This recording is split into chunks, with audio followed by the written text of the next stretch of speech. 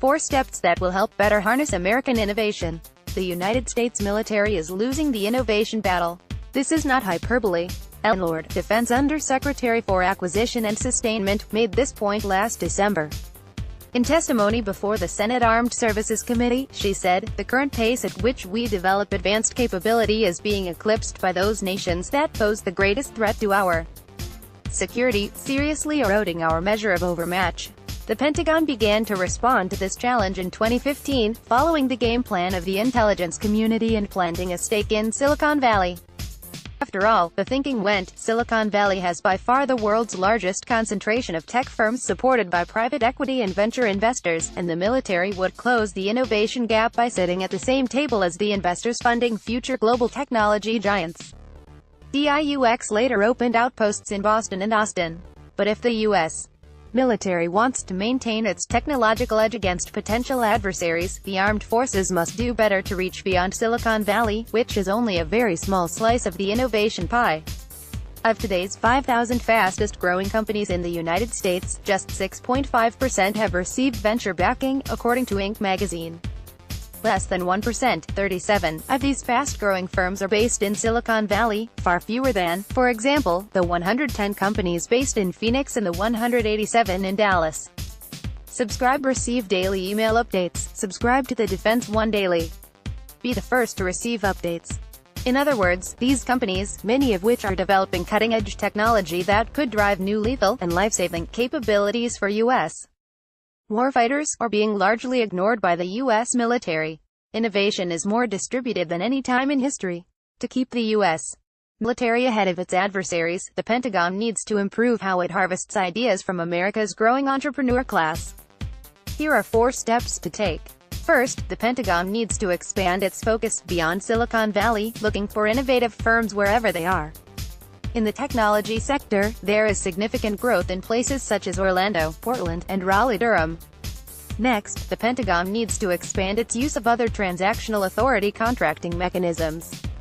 One of the biggest barriers to reaching small and innovative companies is the government contracting process. We can't ask these small firms to become experts in a process that is not cheap, easy or fast. But a contract let through an OTA agreement sidesteps the traditionally lethargic government contracting process, enabling technology companies to rapidly develop prototypes for assessment by the military services. By offering a path through the government valley of death, OTAs could lure hundreds of companies around the country. Third, where possible, the Pentagon must use follow-on authority.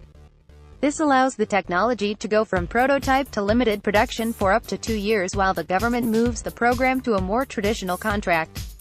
This permits the entrepreneur to get started immediately, instead of waiting 12 to 18 months for the next contract.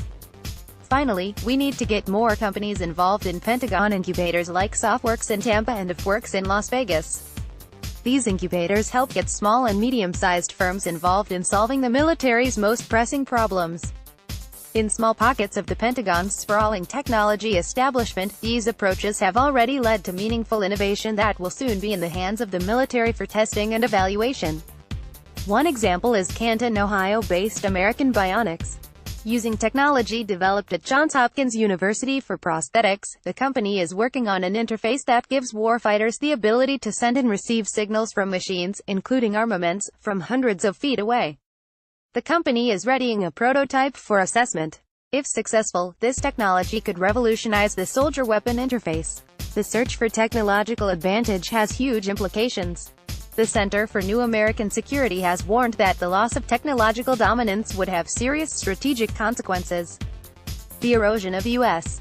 military technical advantages increases military risk, weakens the deterrent value of traditional capabilities, and undermines the DoD's ability to generate nuanced military options to address the growing range of policy contingencies faced by the nation, the group said in a December 2016 report.